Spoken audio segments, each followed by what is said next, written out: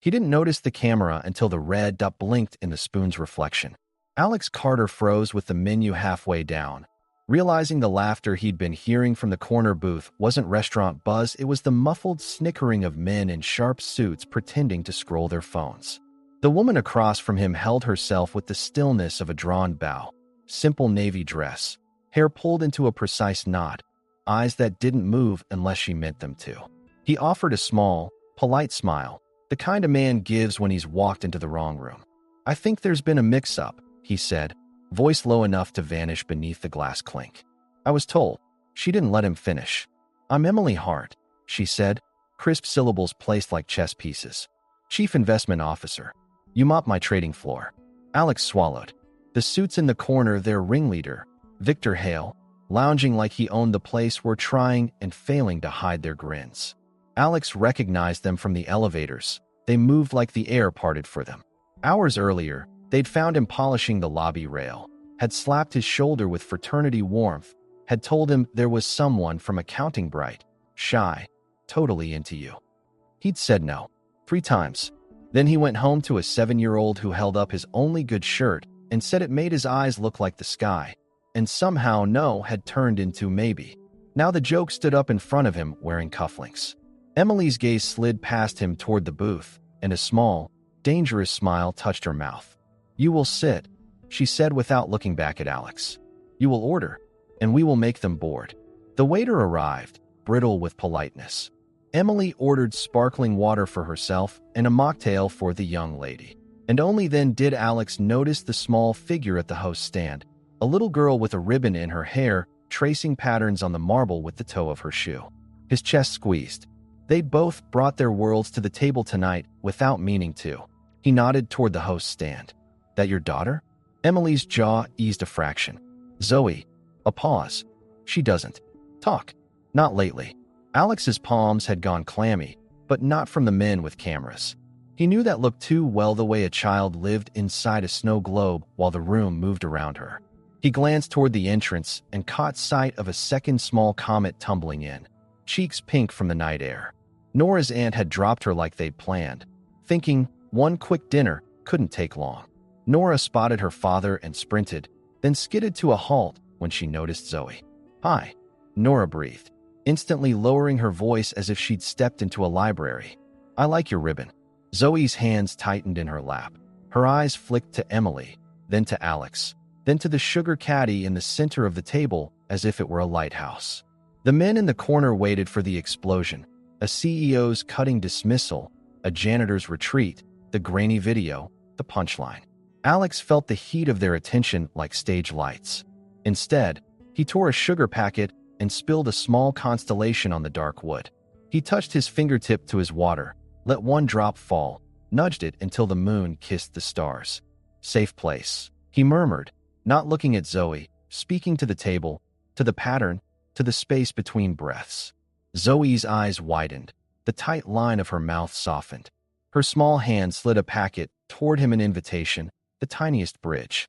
Emily's composure cracked for a heartbeat, something raw and terrified and fiercely hopeful flashing through.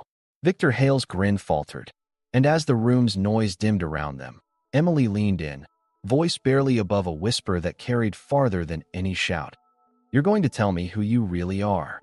The camera's red dot blinked, waiting just as 2 security guards stepped into the doorway, and Victor rose from his booth, as if the joke still had one cruel turn left.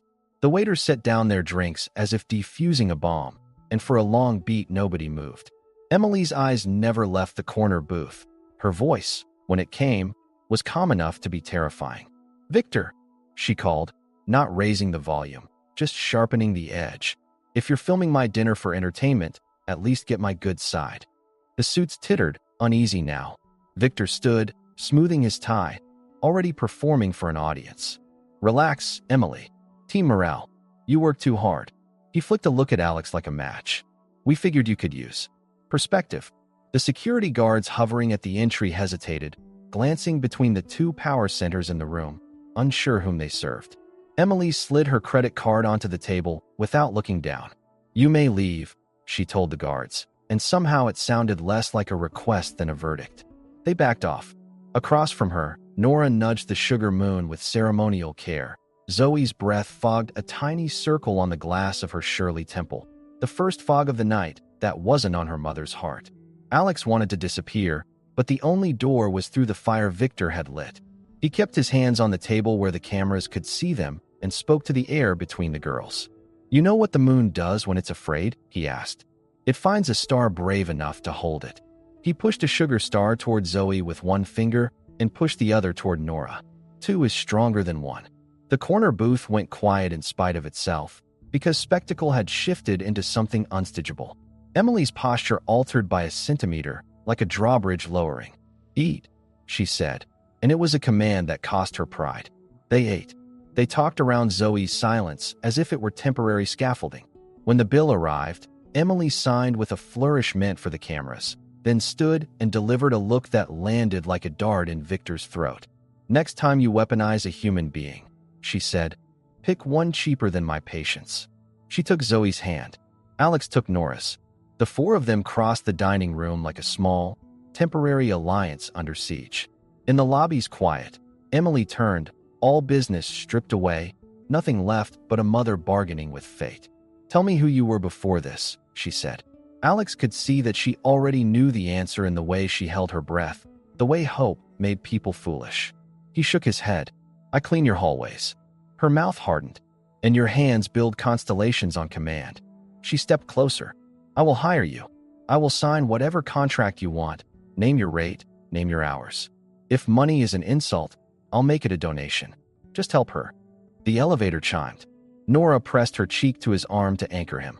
He tasted iron in his mouth. The old words tried to climb out the degrees, the clinic, the waiting rooms, the night the monitors went flat. "I can't do this anymore," he said, and the truth of it scared him. Emily's expression shifted once, twice, then closed like a hand around a secret. "Then I'll find what opens you," she said, and left with her daughter before the cameras could film the shape of her pleading. The next nights turned into mirrors that distorted. Victor prowled the trading floors after hours, all teeth and rumor, sowing little seeds with big listeners. "She's slipping. There's something off. She's mixing lines that shouldn't mix." Alex kept his head down and his cart moving, but the air buzzed wrong, like a fluorescent light about to die. Near midnight, in the executive pantry, a jar of artisanal beans shattered without a hand on it. A bottle of caramel syrup toppled at an angle physics would argue with. The mess spread like spite. Alex set his mop like a spear and worked the tide back, inch by inch, thinking of Nora asleep in a patchwork of nightlights. He finished 2 hours late, hands sticky, back sore, anger lodged under his ribs like shrapnel he refused to touch. On the way to the service elevator, Peterson, the analyst who shadowed Victor the way smoke follows fire, offered a smile that didn't reach his pupils and a casual, "Rough night, Porter?" Alex nodded once and kept moving. Some nights survival was choosing which words not to say. By the time the clock bled toward morning, he was at his locker, spinning the dial by muscle memory, already counting bus stops in his head. Henderson from security appeared in the doorway with another guard, his usual warmth sanded down to regulation. "Mr. Carter," Henderson said carefully, "we need to do a quick check. There's been a report." Alex felt his jaw go light, as if it didn't belong to his face. "What report?" "An item missing from an executive office." They searched with the brisk efficiency of men who wished they were anywhere else. Spare shirt, paperback with a bent spine, a photo strip of Nora making 4 faces in a row. Then the second guard's hand went still inside Alex's jacket pocket. He drew out an antique fountain pen that caught the fluorescent light like a blade. "Explain this," Henderson said, sorrow in his voice like rain behind glass. Alex stared at the pen, at the impossible weight of it, at the doorway where the hall seemed to narrow to a point. Somewhere far above their heads, a rumor turned into a plan. And somewhere behind the cameras that hadn't blinked since dinner, Victor Hale finally smiled. The metal chair screeched against the floor as Alex sat in the basement security office, the antique pen lying on the table like a loaded weapon. Henderson kept his tone neutral, but the second guard stood with folded arms, and the door behind them was locked. "You want to explain?" Henderson asked. Alex looked at the pen, then at his own hands, scarred, calloused, the hands of a man who fixed messes, not made them. "That isn't mine." His voice was steady, but each word felt like it shaved away another piece of air. Henderson sighed, as if the script was already written. That's what they all say. The door banged open. Mr. Abernathy stormed in, red-faced, jabbing a finger at Alex. That's the thief. Arrest him. Full charges. I want him ruined. Alex closed his eyes once, long enough to see Nora's face waiting at home, then opened them to the inevitable. But inevitability fractured with a new voice, cold as steel. That won't be necessary, Philip. Emily Hart stood in the doorway, her posture so commanding that even Abernathy's fury faltered. The room shifted instantly. Henderson straightened. The second guard dropped his folded arms. Emily walked in, heels clicking like punctuation, and fixed Abernathy with a stare that made him stammer. This is my employee, which makes this my matter. You may leave. Abernathy blustered, then retreated, humiliated. Emily turned to Henderson. Walk me through everything. Henderson explained. The anonymous tip, the search, the pen. Emily's eyes narrowed. Illogical. I offered this man more money than that pen is worth, and he refused. Tell me, Chief, why would a man who turns down fortune steal a trinket? Silence. She leaned forward. Pull the security tapes. Every hallway. Every closet. 3 hours. They watched grainy footage in the monitoring station. Time-lapsed figures moved like shadows. Alex pushing his cart. Abernathy leaving his office. Nothing unusual. Henderson exhaled in frustration. Nothing here. Again, Emily said. They rewound. This time she saw it, a nervous figure slipping into the custodial closet while Alex was on a different floor. Stop. Zoom. Peterson. Victor's shadow. He lingered 10 seconds, then left. Henderson checked the logs. The anonymous call was made 4 minutes later. Emily's face hardened into something almost regal. Release him. With apology. Henderson nodded at once. Alex sat frozen, caught between relief and disbelief. The elevator ride up was a silence louder than any speech. Alex finally whispered, "Thank you." They were going to call the police. Emily turned, her expression softer than he'd ever seen. I knew you didn't do it. His eyes searched hers. How? She didn't blink. Because I know who you are. You're the man who makes stars out of sugar. The man who talks about his wife like she still lights the sky. You're not a thief. Her words cut deeper than accusation ever could. For the first time in years, Alex felt seen and it terrified him. The elevator chimed, doors opening to the lobby, but neither moved. She was his boss. He was invisible.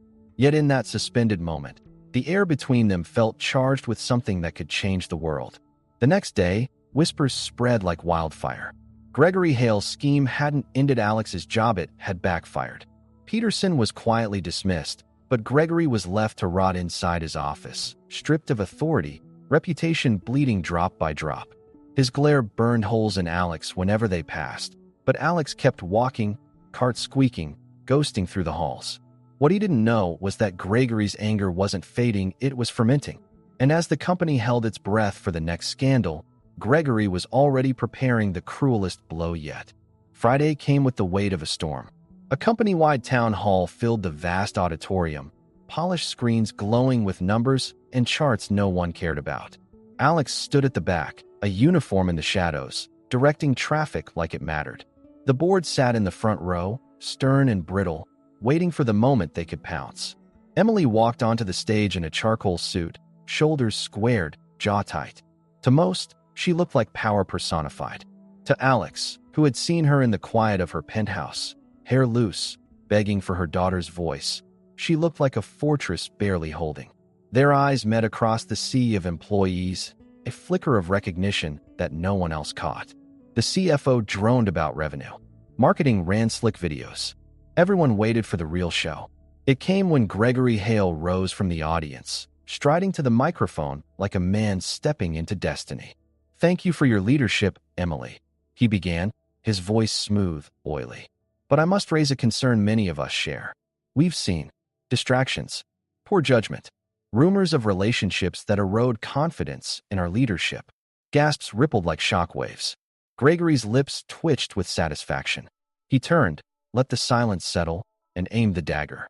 How can we believe in this company's future when our CEO mingles with janitors as though lines no longer matter? All eyes pivoted, hundreds of them, to her. To Alex in the shadows. To the scandal Gregory had rehearsed in his head 1,000 times. Emily didn't move. For one long, unbearable beat, the room held its breath. Then her mouth curved not into a corporate smile, but into something stranger, sadder, sharper. She leaned into the microphone. You want to talk about judgment? Let me tell you a story. Her voice dropped its boardroom polish. It was raw, human. For a year, my daughter Zoe has not spoken a single word. Not one. After her father left, silence became her prison. I judged the situation, and I did what I always do. I threw money at it. Specialists, therapists, charts, theories. And still silence. The auditorium froze. Even the board shifted uncomfortably. Emily's eyes glittered as she looked directly at Gregory. Then, a few weeks ago, some employees thought it would be funny to set me up on a blind date with the janitor. The gasp this time was audible. Gregory's face drained of color. It was cruel, she continued, voice steady despite the tremor in her hand. But that man stayed. And when Zoe was at the table, he didn't see a clinical case. He saw a little girl. With nothing but a sugar packet and a drop of water, he made her smile for the first time in a year. Her gaze swung to the back, finding Alex. That janitor was once one of the most respected pediatric therapists in the country. He buried his gift when grief convinced him he was broken. But when my daughter needed him, he showed me what real healing looks like. Not the kind you buy with money, the kind born of compassion. Tears streaked down faces across the room. Even hardened executives blinked away shame. Her voice cracked, but never broke. This morning, my daughter spoke her first word in a year. She looked at me and said, "Mommy." That happened because of him. So yes, my judgment has changed. I no longer judge people by their titles or pay grades. I judge by what they give to this world. Applause began with one person, then two, until the hall thundered with it, drowning Gregory's protest before he could open his mouth. He stood frozen, a man stripped bare in front of an empire. Security closed in quietly, leading him out as whispers of disgrace followed. Emily, standing under the lights, didn't look triumphant. She looked relieved, like a woman laying down a sword she'd carried too long. Alex leaned against the wall, heart hammering, knowing the ground under both of them had shifted forever. That night, Emily found him in the lobby, shadows stretched long by the setting sun. She didn't speak at first. She simply studied him with the kind of focus that once terrified boardrooms, but now carried something gentler. "So," she finally said, her smile small, "tired, real, director of a new foundation. If you want it." Alex blinked, throat dry. "After everything you said up there, I don't know what to say." She stepped closer, her voice softer than he'd ever heard it. "Don't say anything. Just know this. You healed my daughter. And maybe you healed yourself a little, too." For the first time since Sarah's funeral, Alex let himself believe it might be true. And as the night closed around them, neither saw the figure lingering near the exit, watching with eyes full of venom and plans unfinished. The weeks that followed reshaped their lives in ways neither had expected. The foundation Emily announced Maya's voice, named for Zoe's middle name, sprang to life not in sterile offices, but in warm spaces painted with bright colors, filled with toys and laughter. Alex found himself kneeling on rugs beside children too scared to speak, using stones, crayons, and silence the same way he had with Zoe. Progress came in small victories, a smile here, a nod there, but each was gold. Emily kept her distance during sessions, retreating to her office or kitchen, but her ears were always tuned to the shift in silence. Slowly, the fortress walls she had built around herself began to crack, and Alex saw glimpses of a woman learning how to be vulnerable again. At home, Nora thrived in the company of Zoe, their laughter weaving threads of family neither girl had realized they were missing. Evenings became something Alex never thought he'd have again. Pizza nights on the floor of Emily's penthouse, sofa forts built out of blankets worth more than his month's rent, Emily laughing at Nora's wild stories. One night, when both girls had fallen asleep under a fortress of pillows, Emily and Alex stood on the balcony with the city glittering beneath them. She leaned on the railing, hair undone, face stripped of armor. "I never do this," she admitted softly. "Sit. Breathe. My life has always been work and control." Alex studied the skyline, the distant trail of headlights. "Same," he said. "Work, sleep, keep Nora alive. That's it. Then he turned toward her. But when she laughs, when she smiles, it's enough. That's the only measure that matters. Emily's eyes lingered on him longer than the city, and something in her expression said she understood in a way no one else ever had. But peace never lasts. Gregory Hale hadn't disappeared into disgrace, he was plotting. Reduced to a ghost at his desk, stripped of influence but still in the building, his resentment festered. Watching Emily walk the halls lighter, watching her dismiss the driver and head in the direction of neighborhoods he thought beneath her, watching Alex move through the building with quiet dignity, it was fuel for his rage. He needed a final strike, one that couldn't be dismissed with applause or a speech. His plan was simple, cruel, and familiar. Frame the janitor again, but this time make it stick. He waited for a night when he knew a senior partner would be in late. A priceless heirloom pen vanished. Within hours, Alex's locker was discovered to contain it. This time there were no jokes, no smirks, just Henderson's sorrowful eyes and the metallic click of zip ties tightening around Alex's wrists. Sitting in the security office again, Alex stared at the pen gleaming under fluorescent light like a verdict already written. His mind spun, not with his own fate, but with Nora sleeping alone, expecting her father home, unaware that his world might collapse tonight. Abernathy stormed in, demanding charges, calling Alex a thief, his voice echoing like a judge's gavel. Alex felt himself sinking, conviction already sealed, until the door opened once more and Emily entered like a blade of light cutting through a dark room. She didn't shout. She didn't argue. She listened to Henderson's account, then ordered security tapes. For an hour, they watched shadows flicker across screens until finally, Emily caught it. Peterson slipping into the custodial closet, jittery and glancing over his shoulder. For minutes later, the anonymous call. The truth snapped into focus. Emily's voice was razor-sharp as she commanded, "Release him." With apology, Abernathy sputtered, but one look from her ended the conversation. The elevator ride afterward was heavy with silence. Alex leaned against the wall, wrists sore from the restraints, heart pounding with a mix of fury and relief. "You didn't have to save me," he murmured. Emily faced him, her eyes burning. "I didn't save you. I saw you, and I knew you weren't what they said you were." He searched her face, disbelief clouding him. "How?" Her voice softened, raw with certainty. "Because I've seen the way you look at my daughter, and I've seen the way she looks back." The doors opened, spilling golden light from the lobby across their shadows, but neither moved. Alex's throat tightened as gratitude, anger, and something warmer tangled inside him. Emily reached out, fingers almost brushing his hand, then stopped, pulling back as if afraid of what it meant. They stepped out into the lobby together, unaware that in Gregory Hale's office, a plan far more dangerous than false accusations was already being set into motion. The company tried to settle back into routine, but storms don't vanish, they gather strength in silence. For Emily and Alex, life wove itself into a fragile rhythm. Twice a week he came to her penthouse, jeans and worn hoodies still smelling faintly of disinfectant, and sat cross-legged with Zoe on the rug. He drew stars with crayons on stones, while she drew lines that connected them, slowly building a galaxy of trust. Emily listened from down the hall, pretending to work, but her heart leapt at every tiny break through the moments. Zoe's silence felt less like a prison and more like a pause.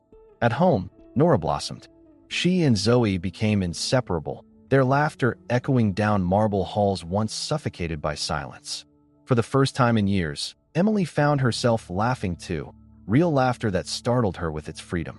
And Alex, though still haunted by grief, felt pieces of himself returning in every smile Zoe gave him.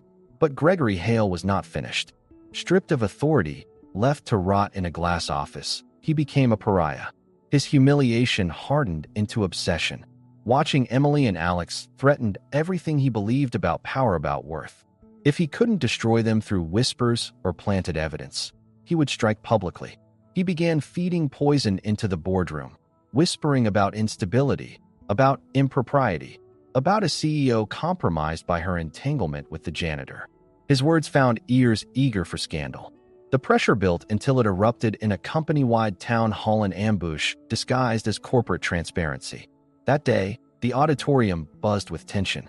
Alex stood at the back, invisible uniform pressed against the wall, watching Emily climb the stage in a charcoal suit. He saw the set of her shoulders, the way her jaw held too tightly, but also the flicker of resolve in her eyes. The speeches droned on until Gregory took the microphone, his voice smooth, respectful. "We've all heard rumors," he said, pretending concern. "Distractions, questionable judgment. How can we believe in this company's future when our CEO mingles with janitors as though lines don't matter?" Gasps rippled like a wave. Hundreds of eyes swung from him to Emily, to Alex at the back, to the story Gregory thought he controlled. For a moment, silence reigned, heavy and damning. Then Emily smiled. It wasn't corporate, wasn't rehearsed, it was raw, aching, powerful. She leaned forward. "You want judgment? I'll give you judgment. For a year, my daughter has not spoken a single word. Money bought me specialists, charts, theories. Nothing worked. But then because of a cruel joke, I ended up at a table with a man you all ignored. A janitor. And with nothing but a sugar packet and a drop of water, he gave my daughter her first smile in a year." She pointed toward the back. "That man didn't have a PhD. He didn't have a title. He had compassion. This morning, my daughter said her first word in 12 months. She said, 'Mommy, that's my judgment. And if any of you can't live with it, there's the door.'" Applause erupted like thunder. The board looked down in shame. Gregory stood frozen, his rebellion collapsing in front of the empire he tried to own. From that moment, everything changed. Gregory was escorted out, a ghost condemned to his own failures. Emily announced a foundation Maya's voice dedicated to helping children trapped in silence, and named Alex its director. At first he refused, terrified of stepping back into the world he'd abandoned. But Emily looked at him, tears shining, and said, "You healed my daughter. You healed me. Maybe it's time you heal yourself." And so he said yes. A year later, the foundation bloomed with children's laughter, walls covered in their messy, colorful art. Alex found himself kneeling beside kids who had forgotten how to hope, guiding them with crayons, clay, and silence until their voices found a way through. In the evenings, he returned not to a cramped apartment, but to a warm home where Nora and Zoe waited, where Emily's laughter filled the air. They became a family, bound not by titles but by scars, stitched together with love. And when, on a golden autumn afternoon, Alex and Emily said their vows beneath an old oak tree, it wasn't the same of marrying the janitor. It was two broken souls, rebuilt by kindness, promising never to let each other be invisible again. And that's how a cruel joke became a story of love, hope, and second chances. If it touched you, leave just one word below to tell us how it made you feel. Until next time, be the kindness you want to see in the world.